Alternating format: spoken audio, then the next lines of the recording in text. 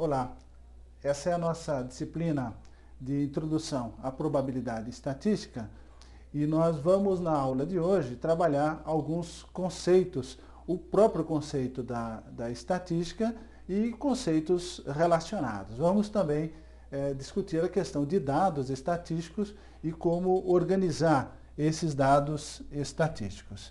Então, nós teremos como itens básicos no desenvolvimento dessa aula o conceito de estatística, alguns conceitos relacionados, né, como população e amostra e aplicações. Além disso, vamos trabalhar também bastante a ideia de características e variáveis, escalas de medidas e, por fim, dados estatísticos decorrentes de observações e a organização desses dados estatísticos. Bom, para começar a trabalhar nossas ideias, vamos ver algumas questões relevantes que trabalhamos no nosso dia a dia. Então, por exemplo, como verificar a eficiência de uma nova vacina?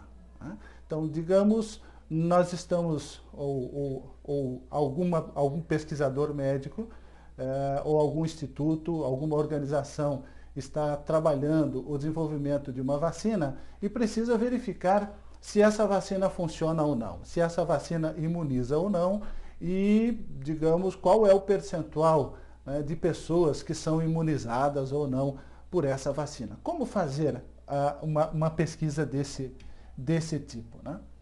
Uma outra questão, como saber se uma nova variedade de arroz, por exemplo, ela é melhor que as variedades já existentes? Então, os agricultores já utilizam algumas variedades de arroz, mas uma instituição de pesquisa agrícola deseja verificar se uma nova variedade desenvolvida é superior às variedades já existentes. Como fazer uma pesquisa desse tipo, né?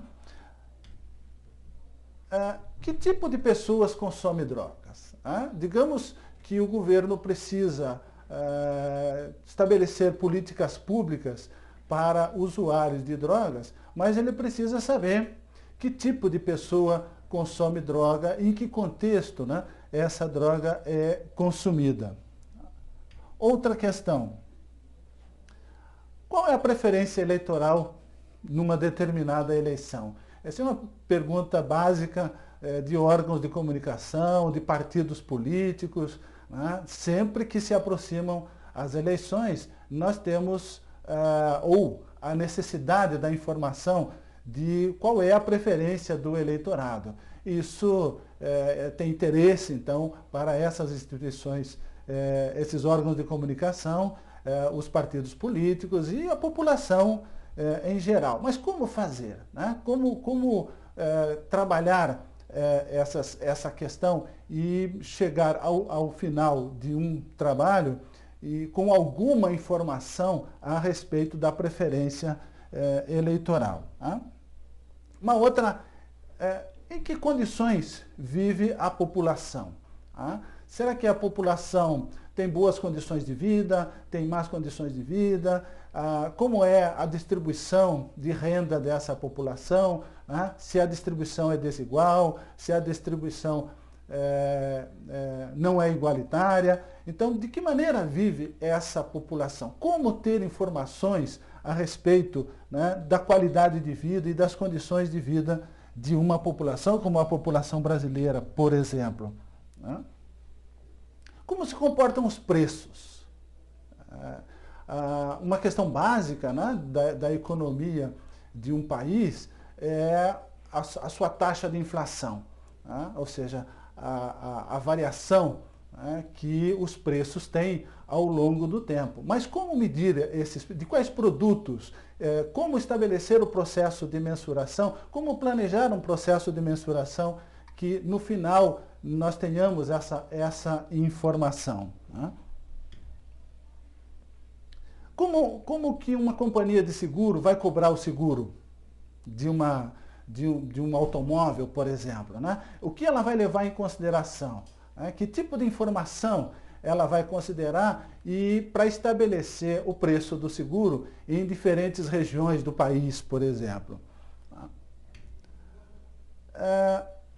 Será que um determinado produto desenvolvido por uma empresa, por exemplo, vai satisfazer ou não os clientes ou os consumidores que são alvo daquele produto? Como estabelecer um processo que traga alguma informação, né, alguma pesquisa que traga alguma informação a respeito da qualidade e da satisfação do consumidor em relação àquele produto, né?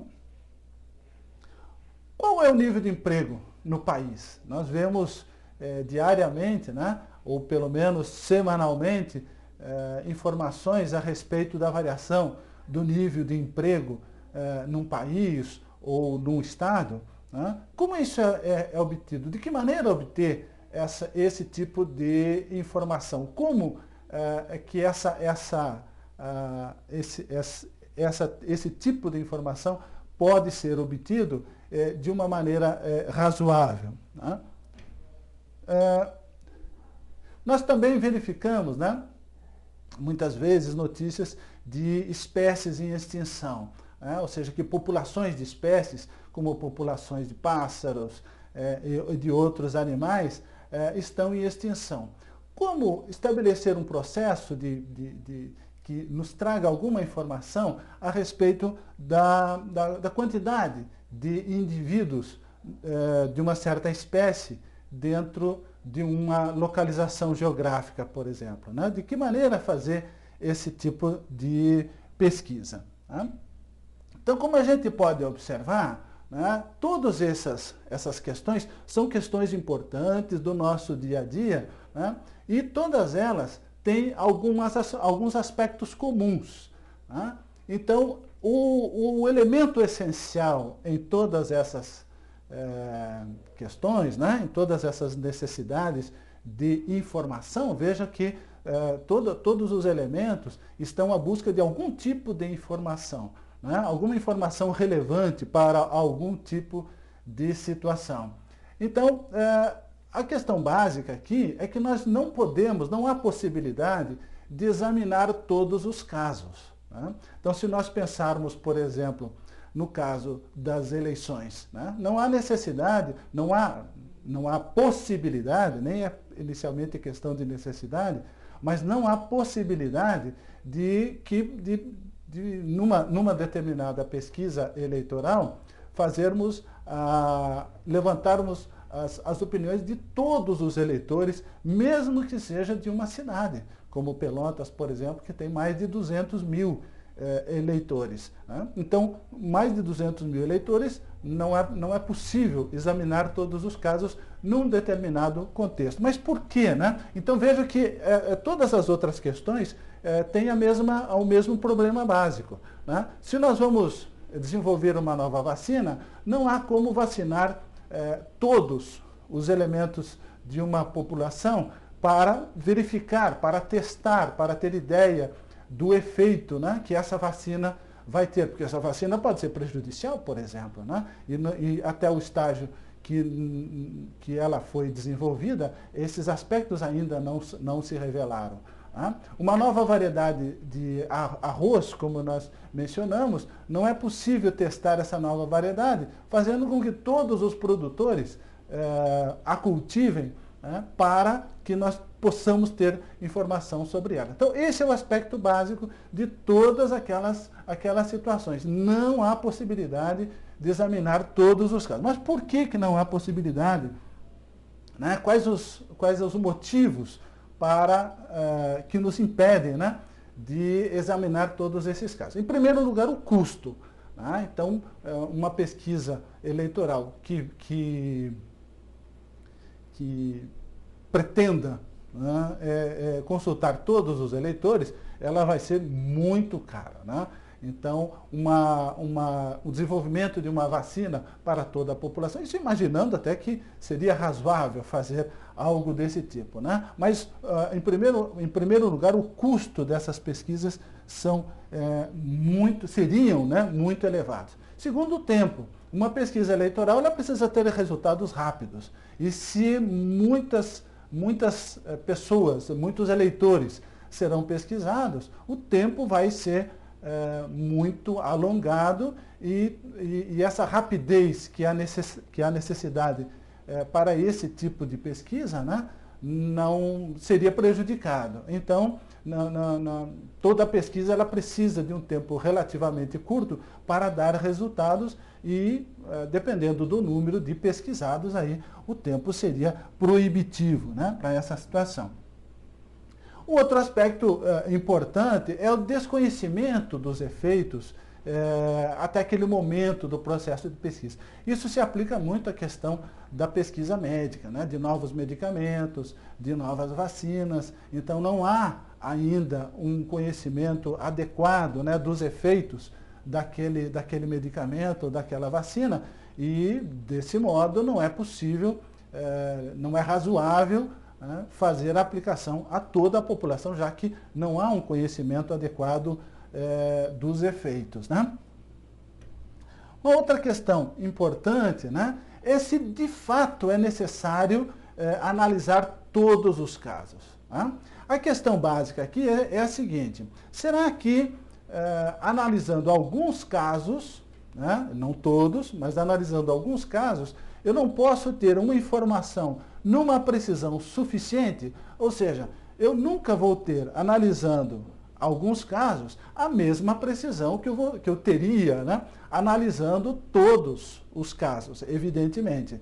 Né? Mas pode ser que, analisando alguns casos, eu tenha uma precisão que seja suficiente para eu tirar as minhas conclusões. Né? Então, se eu consigo, com um número menor de casos, fazer o estudo numa precisão adequada, né, ou numa aproximação adequada, então nós não precisamos, de fato, né, analisar todos os casos. Né? E até porque, né, nem sempre nós temos todas as possibilidades. Né? Nós vamos ver depois o nosso conceito de população. Então, nem sempre nós temos possibilidade de examinar todos os casos, porque eventualmente esses casos ainda nem vão existir no momento da pesquisa. Né? Mas então, de fato, o que nós precisamos é de uma metodologia. Né? Então, vejam a questão básica que nós temos aqui. Né? Nós precisamos, então, a necessidade de uma metodologia que permita que alguns casos, vejam bem, né, que alguns casos sejam analisados e que nós tenhamos a possibilidade, então, de generalizar as conclusões. Então, vejam a questão essencial que nós precisamos aqui, né, de uma metodologia que nos permita analisar alguns casos e, a partir desses casos, fazer uma generalização das conclusões para o conjunto de todos os casos, e isso, evidentemente, dentro de uma certa precisão. Né? Então, tecnicamente ou formalmente, nós dizemos que nós precisamos de uma metodologia para fazer inferências. Né? E as inferências desse tipo, que são generalizações, né, desse pequeno conjunto analisado, pesquisado, para o conjunto total, né, para o conjunto de todos os casos, recebe o nome de inferência estatística, e nós vamos ver essas ideias mais... Bom, então todas essas questões que nós vimos nos conduzem, né, ao nosso conceito de estatística. Nós vamos ver algumas ideias básicas e vamos ver que esse conceito ele é um conceito bastante amplo. Então, nós precisamos de vários elementos para compreender, de fato, o que é o conceito da estatística. Né? A ideia de estatística, tradicionalmente, é o que nós chamamos de um sinônimo de dado numérico. Né? Mas nós vamos ver que a estatística é muito mais do que isso. Né? Então, costuma-se dizer que números são estatísticas para descrever, ou alguns números, né, são estatísticas para descrever uma determinada situação. Nós vemos ali, por exemplo, no índice de preços, na preferência eleitoral. Então, todos eles são números que têm uma certa informação e esses números usualmente são denominados de estatística. Então, a palavra estatística às vezes é sinônimo de dado numérico, mas nós vamos ver que é muito mais do que isso, né? Então, a estatística, ela tem, na realidade, por finalidade, o planejamento. Então, vejam que não só a estatística trabalha com análise de dados, né? Então, nós vimos lá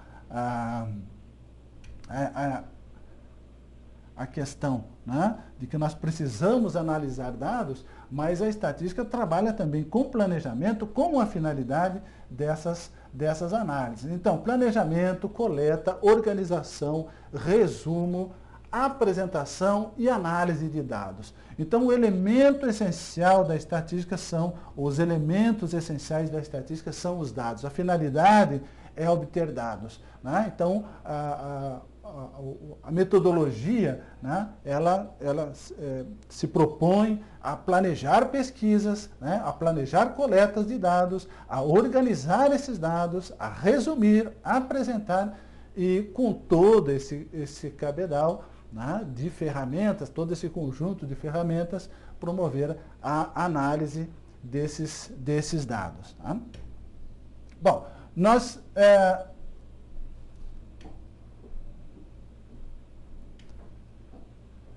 Outra ideia que nós precisamos trabalhar dentro do processo do uso, né, dessa metodologia é que a estatística propicia uma tomada de decisão na presença da incerteza provocada pela aleatoriedade.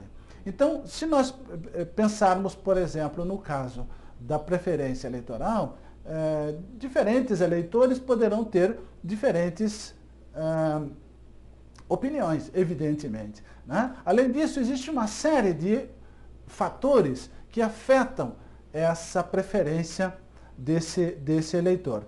Então, nós podemos dizer que a preferência desse eleitor é uma variável, né? Então, ela muda de eleitor para eleitor. E um outro aspecto, como nós já vimos ali, é que nós não poderemos trabalhar ou fazer essa pergunta para todos os eleitores, e sim para um pequeno grupo de eleitores, usualmente um grupo muito pequeno de eleitores em relação ao tamanho, né, ao tamanho, ao número total de eleitores. Tudo isso provoca uma incerteza na conclusão depois. A estatística, ela estabelece, né, metodologias, ferramentas que propiciam a possibilidade de nós tirarmos conclusões dentro de um determinado contexto de pesquisa, mesmo na presença dessa incerteza e, muito frequentemente, fazendo a mensuração da incerteza associada a uma certa conclusão, né? Uma palavra importante dentro do contexto da estatística é a palavra aleatório. Ou então, essa incerteza é provocada pela aleatoriedade, né, presente nas observações que nós realizamos. Bom, um elemento essencial, então, para a estatística, né, é que ela é parte do método científico. Então, o método científico é a estratégia da ciência, né, para trabalhar, para estudar, para pesquisar problemas científicos. Então, a estatística é uma parte do método científico, o que nos conduz à ideia, né, de que compreender adequadamente a metodologia estatística implica no conhecimento do contexto de pesquisa, né? Então, já que a estatística ela se insere, né, dentro do processo de pesquisa, compreender o contexto daquela pesquisa é importante, é relevante para que se compreenda adequadamente, né, essa metodologia que nos permite, por exemplo, trabalhar todas aquelas questões que nós vimos anteriormente, né? Então, nós podemos pensar na estatística dentro daquela ideia, né, de planejar, organizar, coletar, analisar, apresentar dados, né? Então, nós podemos pensar em uma divisão da estatística, basicamente em duas partes, né? Uma delas que nós chamamos de estatística descritiva, né? Então, a estatística descritiva, a preocupação, né, dessa área da estatística é basicamente resumir e apresentar dados. Então, nós temos um determinado conjunto de dados, um conjunto de informações, né, sobre aqueles casos, né, que nós vimos ali atrás, e então a estatística descritiva propicia uma metodologia para resumir e para apresentar esse conjunto de informações, né? Então vejo que no caso da estatística descritiva não há aquele elemento importante da estatística, de grande importância da estatística, que é relacionar essa quantidade de informação com aquele número total de casos, né, que muitas vezes é o nosso objetivo. Às vezes o objetivo não é trabalhar com aquelas informações que nós temos, mas generalizar aquela informação que nós temos para o conjunto global, né? Então, aí nós temos a segunda parte, né, ou a segunda divisão, o segundo grupo de metodologias, né, da estatística, que é chamado de inferência estatística, e evidentemente, né, essas duas partes, essas duas divisões, elas se relacionam, né? Então, no caso da inferência estatística, o nosso objetivo, então, é utilizar os dados disponíveis, ou seja, os dados que nós temos, as informações que nós temos sobre um pequeno conjunto de casos, né, e generalizar essa informação para o conjunto todo, né?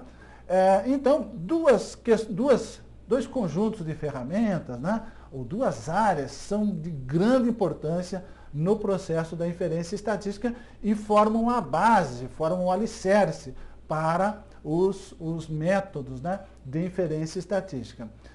Uma delas é a probabilidade. Então, a probabilidade, ela é necessária. Lembra que nós falamos numa palavrinha ali, né, de incerteza e aleatoriedade, ou incerteza provocada pela aleatoriedade. Então, como nós temos aleatoriedade como um elemento básico da nossa informação, nós precisamos de um raciocínio probabilístico, nós vamos precisar de um raciocínio probabilístico para tirar alguma conclusão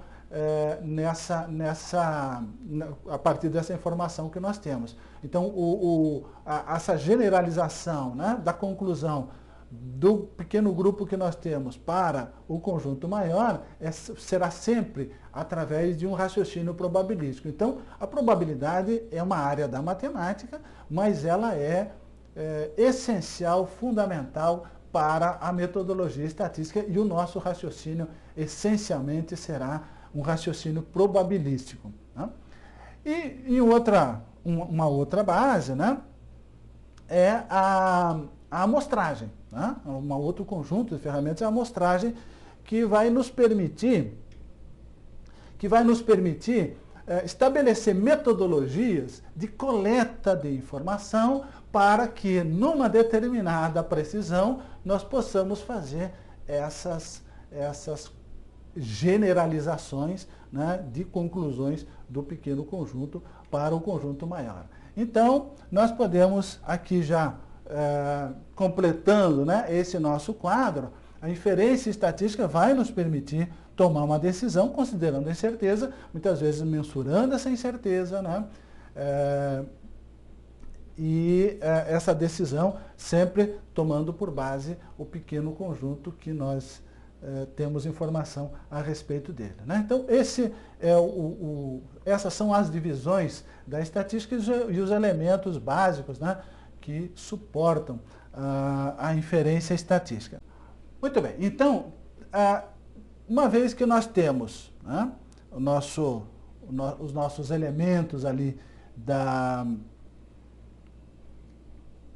da estatística, né, aquelas divisões da estatística. Então, com a estatística descritiva, né, com os métodos da estatística descritiva e com os métodos da inferência estatística, evidentemente que isso é um agrupamento muito grande de metodologias, particularmente no caso da inferência estatística, né, mas basicamente todas essas metodologias se agrupam, né, nessas duas situações. Bom, então essas duas, a estatística descritiva e a inferência estatística, nos dão essa possibilidade, então, de trabalhar todas aquelas questões, e evidentemente muitas outras, aquelas são questões do nosso dia a dia, mas muitas outras questões podem ser trabalhadas a partir, né, dessa metodologia estatística. Mas a estatística, evidentemente, como toda metodologia, ela tem limitações, né? Tem um conjunto de limitações. Primeiro, e muito importante, né, ela não corrige nenhuma metodologia estatística, ela corrige erros grosseiros e, em particular, erros decorrentes, né, de planejamento mal realizado, de planejamento mal feito. Né? Então, planejar uma pesquisa, planejar adequadamente uma pesquisa, é uma forma muito importante de prevenir erros grosseiros que eventualmente possam aparecer. Então não existe técnica sofisticada, técnica estatística sofisticada que corrija eventuais problemas que nós possamos ter decorrentes, né, de um planejamento mal feito. Então é algo extremamente importante o processo de planejamento dessa pesquisa para evitar problemas futuros. Né? Então vejam que uma das finalidades da estatística é também prover formas, né, de planejamento já visando a aplicação das metodologias estatísticas. Um outro aspecto importante é que nenhuma análise estatística substitui o julgamento crítico do pesquisador, né? Ou o julgamento crítico daquele que analisa as informações. Então, a opinião, né, o conhecimento, então a estatística não substitui o conhecimento que o pesquisador tem sobre aquele elemento. Ela possibilita formas de agregar novo conhecimento, né, a um problema, mas o problema precisa ser bem conhecido e todos os resultados de uma análise estatística precisam ser submetida, né, ao crivo do conhecimento que o pesquisador tem a respeito daquele assunto. Então, nenhuma conclusão estatística pode ser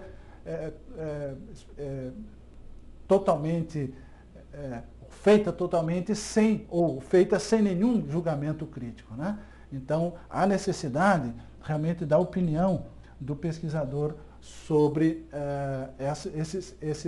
esses resultados ou essas conclusões, né?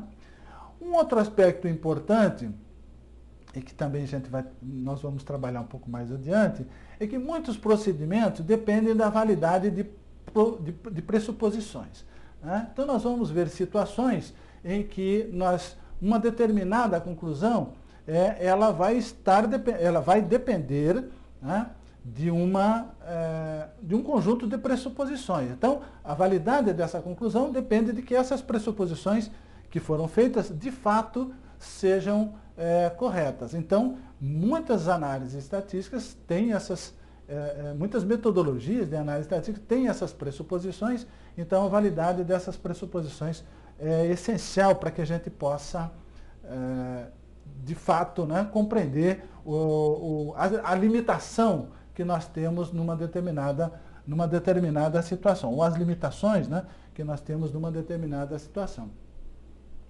Em muitas metodologias, né, de análise estatística, nós escolhemos modelos, né? Nós especificamos alguns modelos e, evidentemente, as nossas conclusões também vão estar dependentes, né, de que esses modelos escolhidos sejam, de fato, os modelos adequados para aquela situação, né? E também, essa não é basicamente uma limitação, mas é uma característica importantíssima, né, da análise estatística.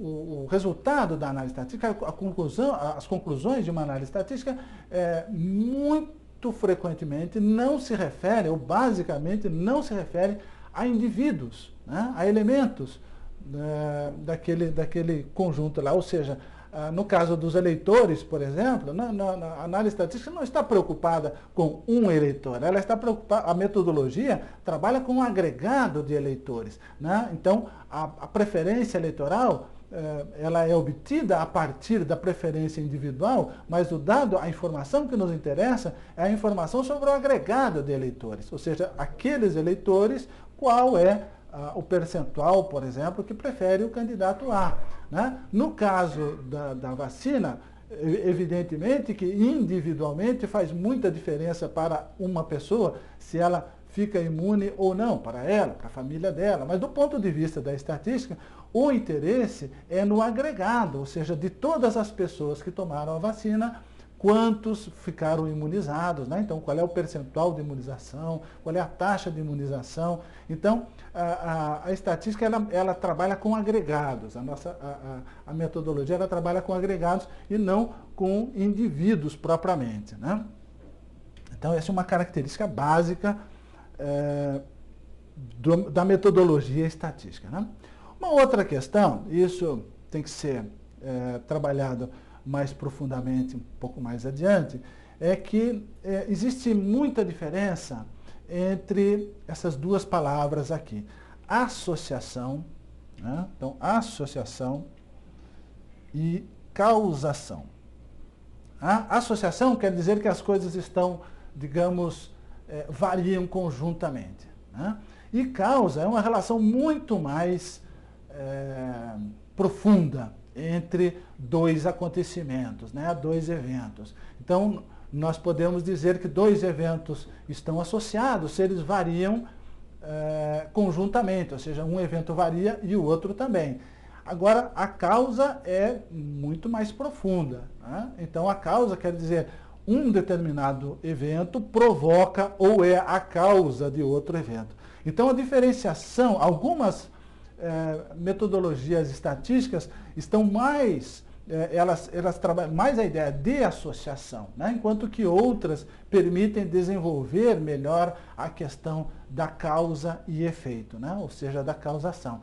Então, é preciso que se compreenda bem dentro de um determinado contexto se nós estamos trabalhando com ideias, né, de associação ou de causa e efeito. Então, não são a mesma.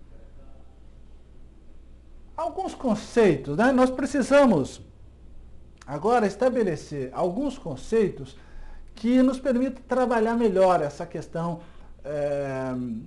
Nós chamamos de casos ali, né? Nós dissemos que naqueles problemas, naquelas questões todas, nós temos casos, né? Então vamos trabalhar melhor, vamos conceituar melhor todas essas situações, para que a gente possa ter uma terminologia mais adequada para seguir adiante, né? no nosso curso aqui, né? Então, uma unidade, o conceito de unidade é um conceito fundamental, né? Extremamente importante, né? Então, uma unidade nós podemos pensar como um sistema, né? Devemos pensar como um sistema. Então, uma unidade, ela corresponde, né, a um conjunto de objetos, né, que são interdependentes, funcionam integradamente e que conjuntamente realizam algum tipo de função, né? Então, nós podemos pensar que esse conjunto de objetos, né, corresponde a essa situação aqui, né? Então, nós temos um objeto, né, que recebe insumos, né? Existem componentes que processam esse insumo, né? Existe um fluxo com que esse insumo avança dentro dessa unidade e nós temos um produto, né? A partir, né, desse insumo que é inserido, do processamento que é realizado e do produto. Então, claro que essa unidade, né, ela tem uma fronteira estabelecida, né? Ou seja, eu preciso definir quando termina uma unidade e quando começa outra outra unidade. Então, a nossa ideia de unidade, então veja que esse aqui é o funcionamento de um sistema. Então, isso aqui pode ser um conjunto de objetos. Pode ser, por exemplo, uma fábrica de móveis, por exemplo, né, que recebe madeira, né, recebe ferro, recebe uma série de insumos. Esses insumos são processados, né, ele tem um fluxo de funcionamento ou de encaminhamento, né, dentro dessa, e nós temos um produto final lá, que pode ser, por exemplo, uma mesa, uma cadeira, né, e assim, um armário, um guarda-roupa e assim por diante. Né? Então, a unidade, que nós vamos chamar de unidade de pesquisa também, né? Então, a unidade de pesquisa, ela corresponde, né, então, a um conjunto de objetos que são interrelacionados, funcionam conjuntamente e sempre com alguma finalidade, né? Sempre tem um objetivo em trabalhar nesse funcionamento. Então, essa é uma definição essencial. Agora, o importante é que a caracterização e a definição da unidade sempre vai depender do objetivo da pesquisa, né? Então, a própria delimitação de fronteira e que produtos nós estamos interessados, quais são os insumos que nós estamos interessados, né?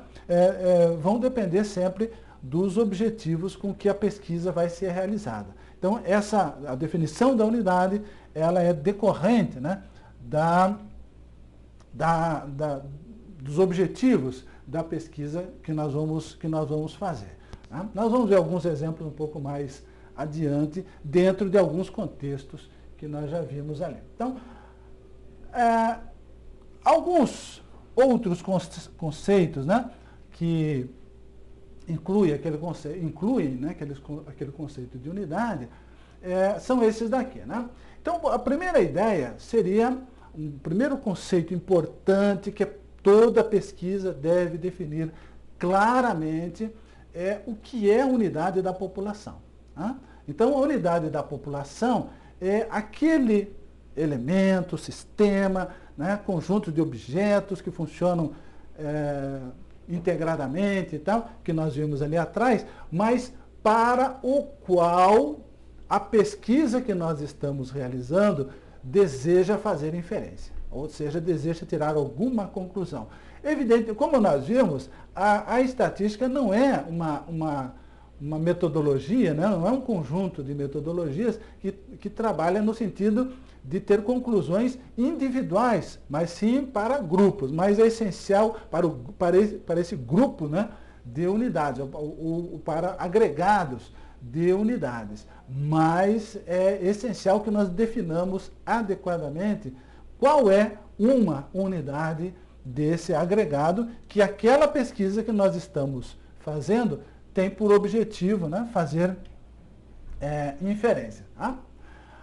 Agora sim, o conceito de população, ele é estabelecido em termos da unidade da população. Então, população é o conjunto de todas as unidades de interesse numa pesquisa. Né? Então, claramente, né, os atributos que vão nos orientar para definir se uma unidade faz parte da população ou não, são os objetivos dessa pesquisa. Né? Então, o objetivo da pesquisa vai definir quais são os atributos que nós vamos utilizar para dizer se uma unidade ela faz parte de uma população ou não. Né? Então, a população é o conjunto de todas as unidades. Tá? População, conjunto de todas as unidades para as quais nós desejamos fazer inferência.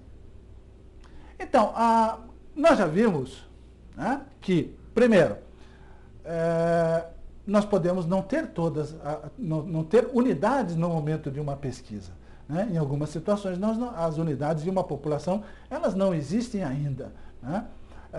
Em outras, nós não vamos ter condições mesmo que elas existam, né, nós não vamos ter condições de trabalhar todas elas, e já vimos também que não há necessidade, de fato, em muitas situações, né, em alguns casos se faz o censo, né, que é a observação de todas as unidades da população, mas censos são raros, né? São muito caros, basicamente censos populacionais, né, que são realizados, então são realizados com muito pouca frequência, né?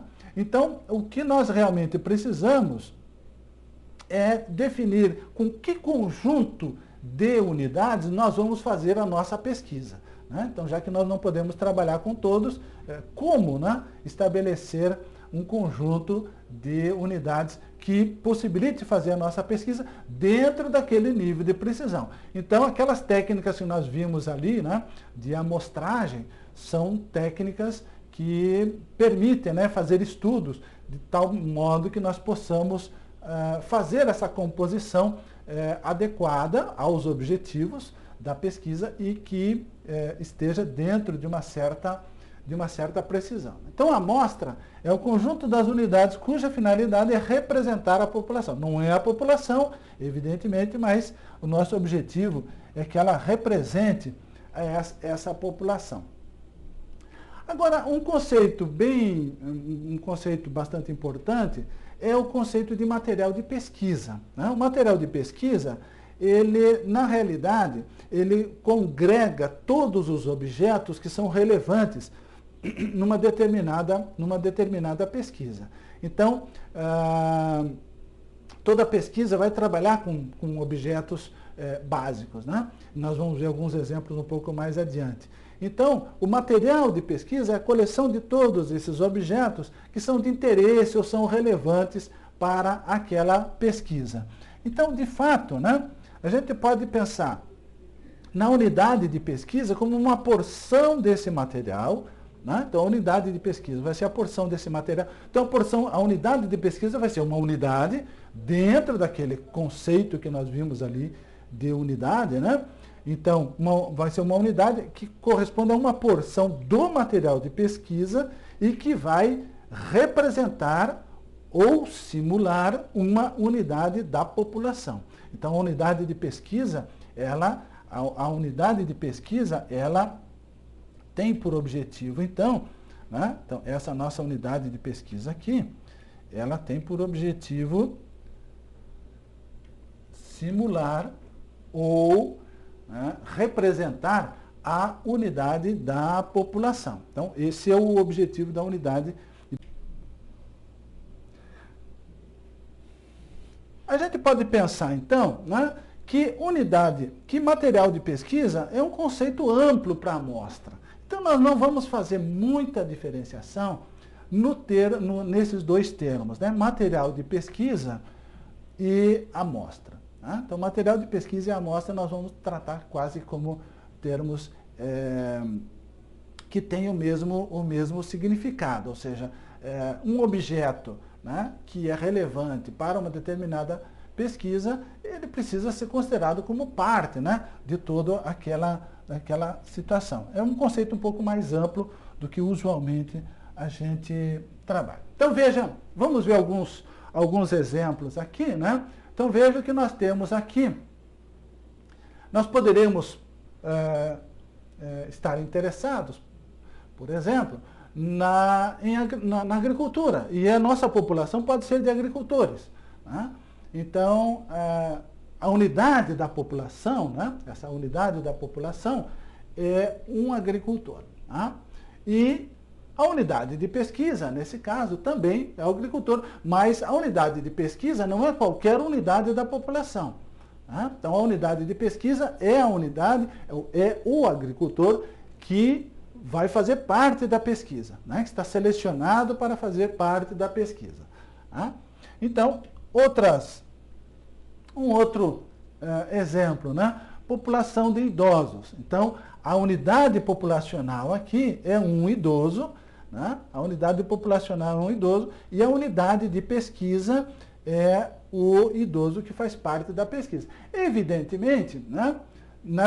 Um outro exemplo, né? Nós podemos pensar na população de bebês. Então, uma unidade dessa população é um bebê, e a unidade de pesquisa é um bebê que faz parte da pesquisa, que pesquisado, ou seja, vai ser estudado, né, dentro do desenvolvimento daquela pesquisa, né? Então, essas são situações, algumas situações, que se define facilmente, né? Embora nem sempre possa se definir facilmente o que é população, ou seja, o conjunto de todas elas, mas a unidade da população e a unidade da pesquisa são de definição relativamente simples, né? Bom, veja, essa outra situação, né? Nós temos aqui uma área de terra, né? Nós temos uma área de terra, digamos, uma área apropriada para a agricultura, né? E o produtor, o agricultor, está interessado em verificar como estão as características do solo que ele está, ou seja, qual é a fertilidade do solo, qual é o nível de acidez, eventualmente o nível de umidade e assim por diante, né? Então, aqui nós podemos pensar, então, cada recipiente desse daqui, né, pode corresponder a uma unidade de pesquisa, ou um conjunto de recipientes pode corresponder a uma unidade de pesquisa. Aí depende de cada situação. Mas veja que a população, então, corresponde ao solo, à área toda, né? Então a população aqui corresponde à área toda.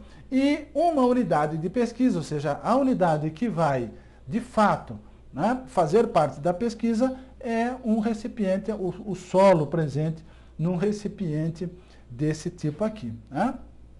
Então nós temos a extração, né? Veja que esse equipamento aqui faz a extração dessa quantidade de solo e que é a que efetivamente vai ser analisada. Então nós vamos fazer inferência depois sobre toda a área, né? Então as análises que nós vamos conduzir para essas pequenas porções de terra vão ser, e as conclusões, né, vão ser generalizadas, né, para toda a área. Então toda a área corresponde à população. Então nós podemos, nesse caso aqui, né, dizer que uma unidade da população é uma área desta, e a população é o conjunto de todas as áreas, né, que interessa o que faz parte dessa pesquisa, né? A unidade de pesquisa, então, como nós já vimos, pode ser um recipiente desse, ou pode ser um conjunto de recipientes, né? Então, um aspecto importante aqui é agora a possibilidade de a gente discutir bem a questão do material de pesquisa, né? Então, veja que o material de pesquisa inclui todos os elementos que são importantes, são relevantes dentro daquela pesquisa e que podem ter alguma influência sobre o resultado final, né? Então, como material de pesquisa aqui, nós podemos indicar os equipamentos, né? Veja, equipamentos que fazem a extração, né, do solo, o próprio solo, pessoal, vegetação, né, condições químicas desse solo e assim por diante. Tudo isso é material de pesquisa, né? Então nós podemos pensar na amostra como um todo, né? Não somente essas quantidades de solo aqui, né, que corresponde a essa unidade de pesquisa, mas a amostra como um sinônimo de material de pesquisa, né? Como um conjunto de todos os objetos que são relevantes dentro desse contexto. Então, como objetos aqui nós temos o pessoal, vegetação, o solo, né, os equipamentos de coleta e assim por diante. Os equipamentos de laboratório que eventualmente vão analisar as composições químicas, né, desse solo. Então, material de pesquisa é um conceito amplo de amostra, poderíamos dizer assim, né? Observe aqui também uma outra situação, né? Nós temos aqui uma área, né, onde nós temos uma determinada plantação, veja que feita de uma forma específica. Na realidade, isso daqui é uma foto de uma unidade de pesquisa agrícola, né? Então, o objetivo aqui é fazer pesquisa agrícola dentro dessa unidade. Então, Quem é a população? Né? A população, de fato, aqui, são fazendas, né, que se enquadram dentro das condições onde a pesquisa é feita. Né? Então, essa é a unidade da população. Então, as conclusões que são, que nós temos objetivo fazer aqui, elas são relativas, elas têm por objetivo as fazendas, e não propriamente uma área que nós tenhamos aqui. Então, fazenda é a unidade da população e a população é o conjunto de todas as fazendas que atendem às condições, mas que condições, eventualmente? As condições com que são realizadas essa pesquisa aqui. Então, a amostra, ou a nossa unidade de pesquisa, por exemplo, né? A nossa unidade de pesquisa é uma área que nós temos, uma pequena área que nós temos dentro dessa área maior aqui.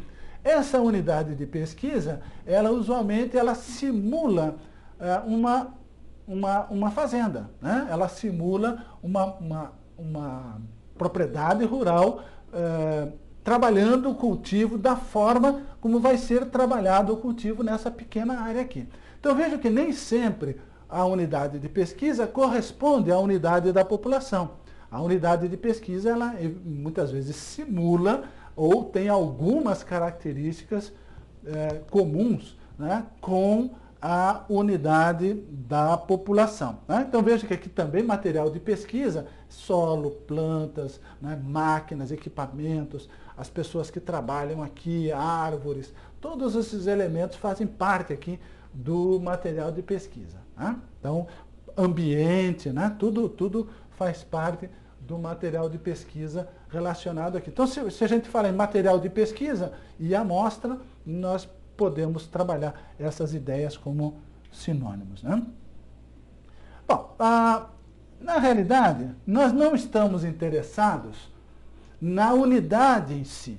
Né? Lembra o nosso conceito lá de unidade, né? Nós temos lá insumos, processamento, que feita dentro de uma certa fronteira, né? Um fluxo determinado e um produto. Na realidade, nós estamos interessados em características daquele produto. Nós vamos obter aquele produto, mas nós estamos interessados em características daquele produto e, muito frequentemente, qual é um insumo que eu preciso, né, fornecer para que eu tenha produto com uma determinada característica. Então, na realidade, o nosso interesse são características, não é a unidade em si, mas trabalhar e mensurar determinadas características dentro de um determinado contexto. Né? Então, nós podemos dizer que característica é o atributo que eventualmente permite diferenciar as unidades, seja a unidade da população ou unidade da amostra, né? Ou unidade do material de pesquisa. Né? Então, característica é o atributo que eventualmente permite que nós façamos a diferenciação dessas unidades. Né? E essas características deverão ser mensuradas nas unidades de pesquisa. Né? Então, as características de interesse para a pesquisa vão ser mensuradas ou estabelecidas, né, na unidade de pesquisa. Quando nós vamos fazer a mensuração, nós precisamos definir adequadamente como será a escala de medida para essa mensuração. Então, nós podemos definir diferentes escalas de medida para a mesma característica.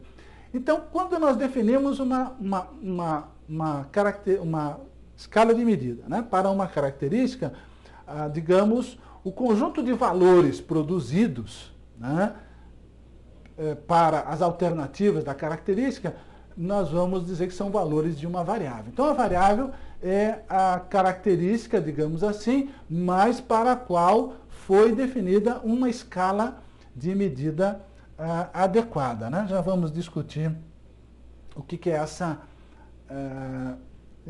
escala de medida. Uma ideia importante aqui são as unidades de observação. Né? Unidade de observação, então, é a porção da unidade de pesquisa que é efetivamente mensurada. Naquele exemplo que nós vimos ali atrás, né, onde nós tínhamos 3 recipientes com solo, eu disse que os 3 recipientes poderiam ser correspondentes a uma unidade de pesquisa. mas cada um daqueles recipientes pode ser uma unidade de observação. Então, unidade de observação é a porção da unidade de pesquisa que é efetivamente mensurada, né? Em geral, para mensurar as características do produto. Tá? Aquelas características do produto é que são relevantes, então nós vamos usar essas unidades de pesquisa para fazer essa mensuração. Mas outras variáveis auxiliares, eventualmente, também poderão ser medidas, não somente características de interesse, né, do produto. Tá? Bom, então nós podemos pensar que uma determinada característica pode gerar um conjunto de variáveis distinto, né, diferente, dependendo das escalas de medida que nós vamos adotar. Tá? Dependendo das escalas de medida. Então nós podemos adotar uma escala de medida para essa característica e gerar uma variável. Uma outra escala de medida e gerar uma variável diferente para a mesma característica. Né? E uma terceira escala de medida gerando uma terceira variável. Então, veja que quando nós estamos pensando em característica, nós estamos pensando num sentido mais abstrato, ou seja, somente a um atributo que eventualmente pode diferenciar. Quando nós pensamos em variável, nós já temos que ter definido qual é o critério, né? Qual é a escala de medida que nós vamos utilizar para obter aquela variável. Então, as escalas de medida são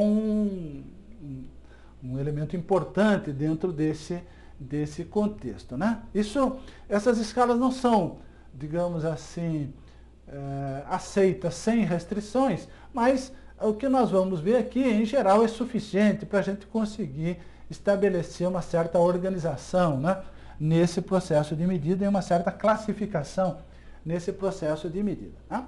Bom, então, se nós estamos interessados, né, somente em dizer que um objeto, né, é diferente de outro, ou seja, um objeto não é igual ao outro, ou, mais propriamente, senão nosso interesse é unicamente de classificar esse objeto, né, então, nós dizemos que essa característica vai ser mensurada numa escala nominal.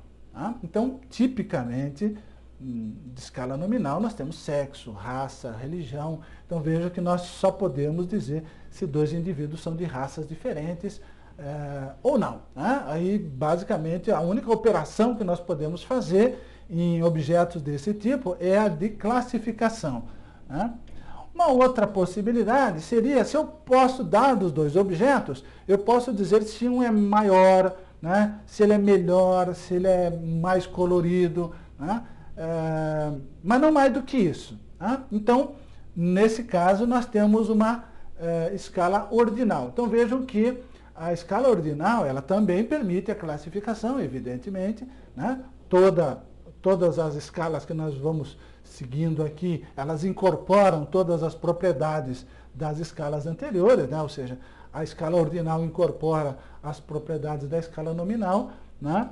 E então, mas além da classificação, ela também permite dizer que o valor associado a um objeto que está numa classe é maior ou menor, mais colorido ou menos colorido, né? Melhor ou pior do que o objeto que está numa outra categoria ou numa outra classe, né? Mas não tem o valor específico, digamos assim. Só se sabe que você pode comparar, mas sem o valor específico. Então, características mensuradas nessa escala, ou essa escala associa, né, a cada alternativa da característica um valor que permite essas duas situações. Né? Primeiro, classificar e segundo, comparar. Tá? Uma outra escala, né, que vai permitir que nós tenhamos, digamos, que o máximo que nós podemos dizer sobre dois objetos, se ele é tantas unidades maior ou menor do que o outro, nós temos o que nós chamamos de escala, teremos o que nós chamamos de escala intervalar. Temperatura é um exemplo clássico, né, desse tipo de escala. E as propriedades mais para a gente discutir um pouco melhor as propriedades delas, vamos ver a última escala de medida que nós temos, que é chamada escala de razão. Né? Então, a escala de razão, ela permite dizer não só que é tantas unidades maior, mas também que é tantas vezes maior, tantas vezes mais pesado, né? Então nós temos uma escala de razão e como exemplos típicos, né, de uma escala de razão, nós temos peso, estatura de pessoas, né? Peso de pessoas, animais, estatura, renda e assim por diante, né? O que diferencia, então, uma escala intervalar de uma escala de razão? O que diferencia a escala intervalar da escala de razão é que a escala de razão, ela tem um zero verdadeiro. Então eu posso dizer, por exemplo, que quem tem 30 quilos tem o dobro do peso de quem tem 15 quilos. Né? E se eu mudar a escala de quilos para gramas, por exemplo, né, se eu mudar a unidade de medida de quilos para gramas, essa relação vai permanecer. Né? Então, o dobro em gramas continua o dobro em quilos. Né? E a mesma coisa para a estatura, mesma coisa para a renda. Né? Já não é a mesma questão da temperatura. Então, temperatura depende da escala e cada escala tem um zero, digamos assim, né? Definido arbitrariamente para aquela situação. Então, eu não posso dizer, por exemplo, que o dobro de uma temperatura em Celsius é o dobro de uma temperatura em Fahrenheit. Isso não está correto, né? Essa igualdade aqui, né? Ou seja, não é a mesma coisa, né? Dizer que eu tenho o dobro de uma escala Celsius não corresponde ao dobro de uma escala Fahrenheit. Porque o zero não é um zero verdadeiro. Né? Para a temperatura não é um zero verdadeiro. Ele vai depender digamos assim, da forma como ela é definida. Né? Bom, mas essas são as escalas de medida, mas o que nós estamos mais interessados são nas variáveis propriamente e trabalhar alguns tipos de variável agora e relacionar os tipos de variável com aquelas escalas de medida, ou seja, aquelas escalas de medida lá elas geram que tipo, né, de variável. Um primeiro tipo de variável que nós vamos considerar é a variável do tipo fator, né, que é uma variável, digamos assim, nós podemos dizer que fator é uma variável categorizada, ou seja, as alternativas dessa variável servem para classificar. Não importa, então as alternativas poderão ser nomes, símbolos, números, mas mesmo que sejam números, o objetivo básico é de agrupamento, né, ou de classificação. Então, nós temos vários tipos de fatores importantes nas pesquisas desse tipo. Então, sexo, raça, naturalmente, né, são variáveis nominais, nós vimos ali, né, são variáveis com escala nominal, então naturalmente serve para classificação. Mas a dose de um medicamento, por exemplo, que é uma quantidade, também pode ser utilizada como um fator, ou seja, uma dose pode agrupar os pacientes que tomaram aquela dose. Né? Pode ser um elemento de agrupamento dos pacientes que tomaram aquela dose de medicamento. Então, ela é também, então cada dose corresponde a uma classe e essa classe eu posso agrupar objetos, né, de interesse na pesquisa em uma determinada classe. Né?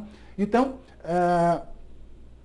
esse é um tipo de variável extremamente importante, né, que são os fatores. Um outro tipo de variável que nós vamos considerar são as variáveis numéricas. Então veja que variável numérica, o número, aquele é uma expressão da mensuração. Né? Então, diferentemente do fator, que se eventualmente for número, a finalidade é de classificação. Né? Mas numa variável numérica, cada valor atribuído a cada unidade de observação corresponde de fato, né, a uma quantidade, a um número com o significado de número realmente. Né? As variáveis numéricas, nós temos dois tipos importantes aqui que ao longo do tempo nós vamos discutindo adequadamente. As variáveis discretas e as contínuas. Evidentemente, todo fator é uma variável discreta, porque nós podemos fazer a correspondência um a um, né, com o conjunto dos naturais. Mas uma variável numérica discreta, por exemplo, número de filhos, né, número de automóveis, número de número de domicílios, por exemplo, né? E então tudo, o processo de contagem, né, é um importante gerador de variável discreta, né, de variável numérica discreta. E a variável contínua, no sentido, esse sentido de continuidade aqui, é que uma variável contínua, dado um intervalo não degenerado, né? Ou seja, um intervalo onde os extremos sejam diferentes, sejam valores diferentes, essa variável pode assumir infinitos valores nesse intervalo, inviabilizando, portanto, né, uma correspondência 1 a 1 com números de conjuntos naturais. Então, número de um conjunto dos números naturais, né? Então, uma variável contínua, peso, renda, estatura, são exemplos típicos, né, de variável numérica, né? Nós podemos pensar em termos de classificação dessa forma aqui, né? Então, a característica definida, né, uma unidade de uma escala de medida, né? Então, definida uma escala de medida. Para essa característica aqui, né, nós temos uma variável.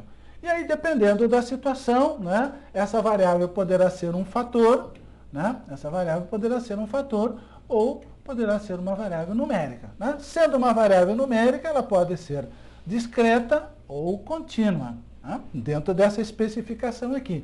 E sendo um fator, poderá ser um fator qualitativo, um fator quantitativo, que são os mais importantes dentro do nosso contexto aqui, mas eventualmente ele pode ser também um fator ordenado, né? Então nós temos essa classificação aí de variáveis que nos interessam. E o interessante, o importante é que também os sistemas de computação que trabalham dados estatísticos fazem essa diferenciação também, né, entre fator como uma variável de classificação.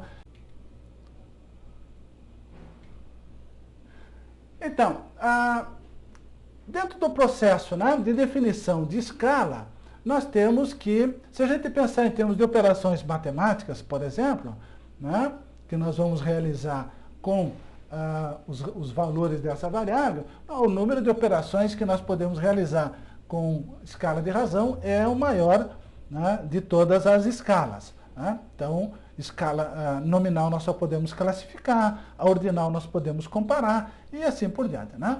Então, também o número de procedimentos estatísticos disponíveis é maior quando eu tenho escala de razão do que a escala nominal, né? Isso a gente vai vendo um pouco mais adiante. Então, um aspecto importante que nós precisamos é relacionar essas escalas com aquelas variáveis que efetivamente nós vamos trabalhar, que é fator e variável numérica, que é a classificação realmente de interesse, né? Então, em geral, uma variável com escala nominal, né, ou ordinal, ela gera um fator, né? Então, a possibilidade aqui é só de classificação, né? Então, ela gera um fator. Variáveis intervalares, né, ou variáveis de razão, elas, em geral, são variáveis numéricas, né? Então, nesse caso aqui, podendo ser variável numérica ou contínua. Então, vai nos interessar basicamente esse tipo de classificação, mas é interessante pensar nas escalas, que tipo de variável, né, essas escalas definidas vão gerar para as variáveis, né? Bom, as características, né, de interesse numa pesquisa, nós temos 3 características que são de interesse nessa pesquisa, né? Características respostas, que basicamente são aquelas características dos produtos que nós temos no nosso sistema lá. Lembram o conceito de unidade, né?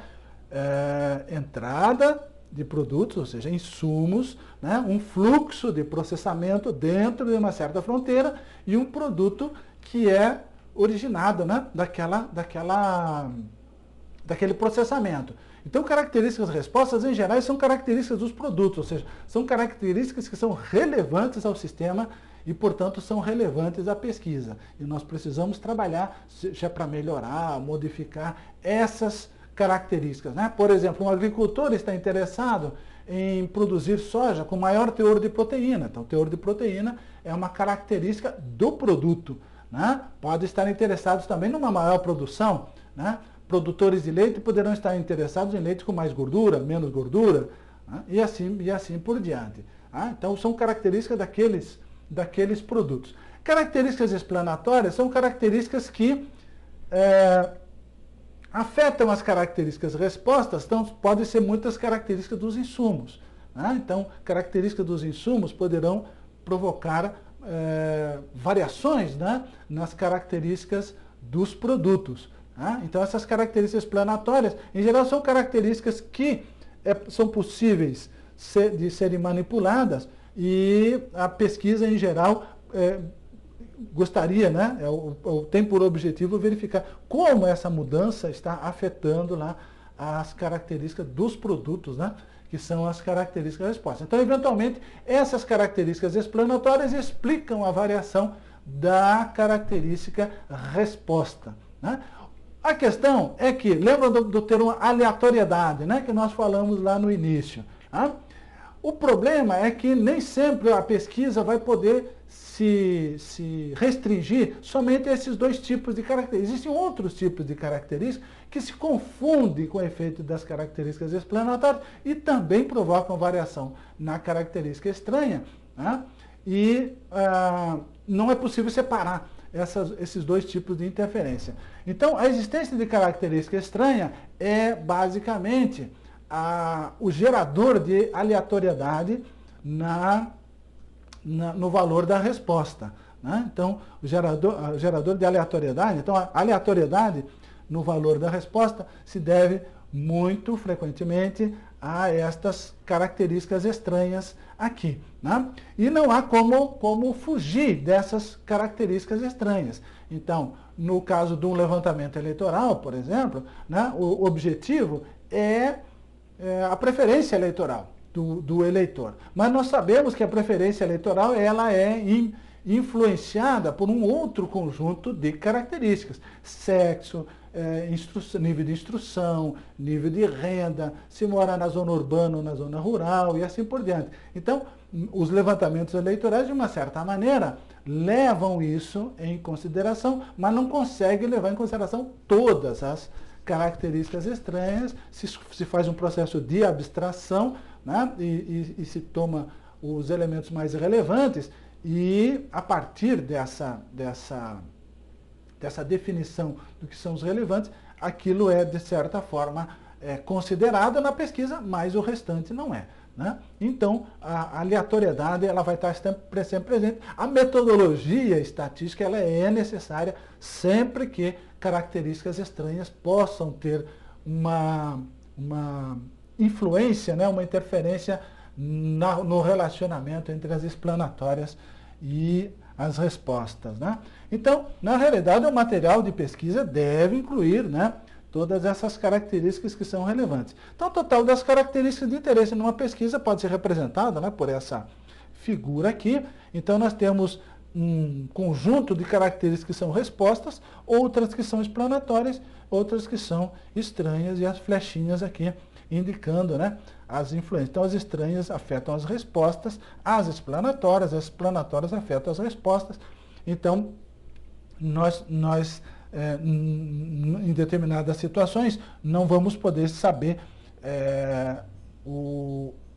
se o efeito é da explanatória, ou é da estranha, ou é da combinação entre elas, e a nossa pesquisa vai ter que levar isso em consideração. Então, nós vamos ter que adotar, muito frequentemente, formas específicas, né, de planejar nossa pesquisa, de realizar nossa pesquisa, levando em consideração esses aspectos aqui. Né? Aqui nós podemos, vejam um exemplo aqui, né, nós temos um automóvel, né, que é um produto, né, um produto, uma característica resposta desse automóvel pode ser a velocidade.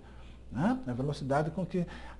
uma característica explanatória para a velocidade pode ser aceleração, potência, peso do automóvel. Né? Então, várias características são explanatórias em relação a esta resposta aqui. E as estranhas, né? Pode ser vento, o piso, né? Ou seja, o local onde esse carro está circulando, a regulagem, pneus. Vejam, muitas outras características podem influenciar a relação, né, entre essas explanatórias e as respostas, e muitas características sem muito controle, né?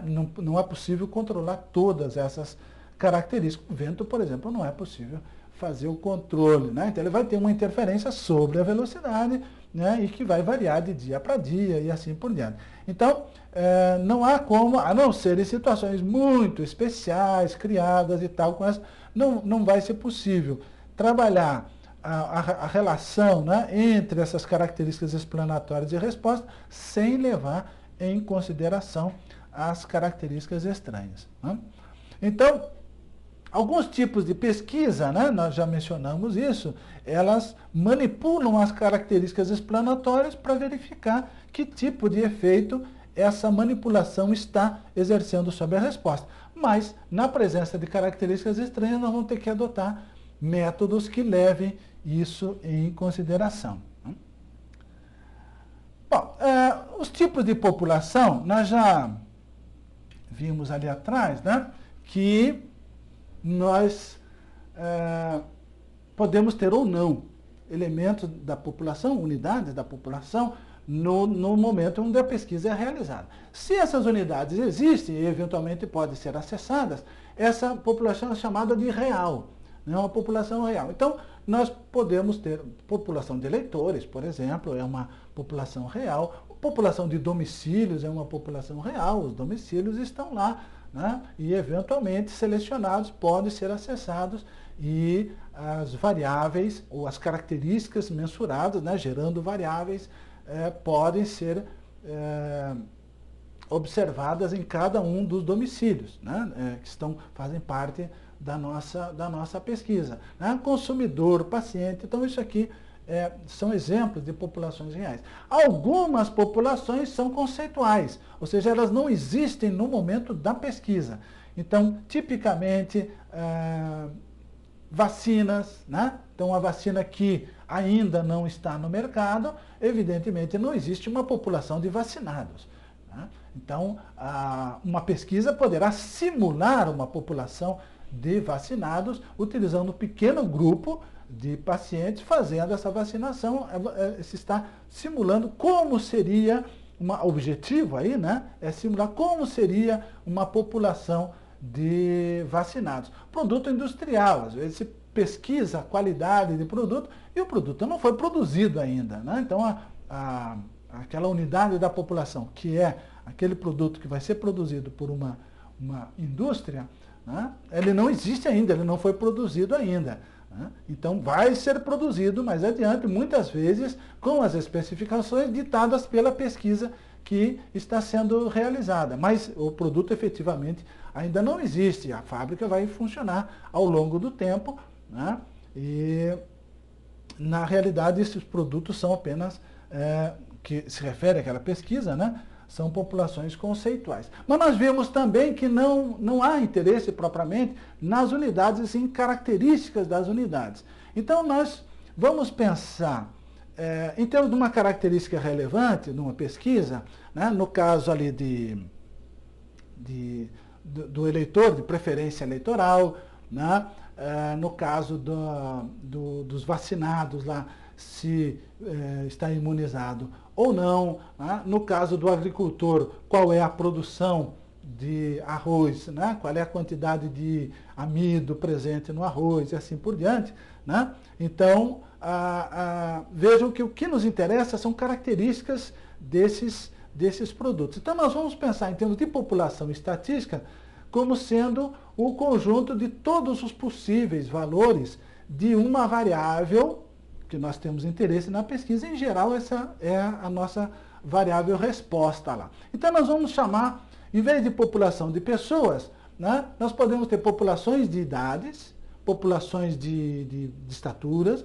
população de pesos. Veja, são 3 populações estatísticas que nós podemos definir em cima da mesma população de indivíduos, né, da mesma população de unidades. Mas nos interessa, basicamente, é a população estatística. Então, veja, a população estatística está relacionada com a característica e, mais especificamente, com a variável, né, que é definida para mensurar aquela característica, né? Então, nós vamos trabalhar muito com essa terminologia, né, de população estatística. A população estatística, para nós, tem um conceito extremamente importante. E, do ponto de vista da estatística, como o nosso interesse é trabalhar agregados, né, é concluir sobre agregados, na realidade nós vamos concluir sobre agregados de valores dessas variáveis, ou seja, a população estatística corresponde a esse agregado, a nossa conclusão vai se direcionar à população estatística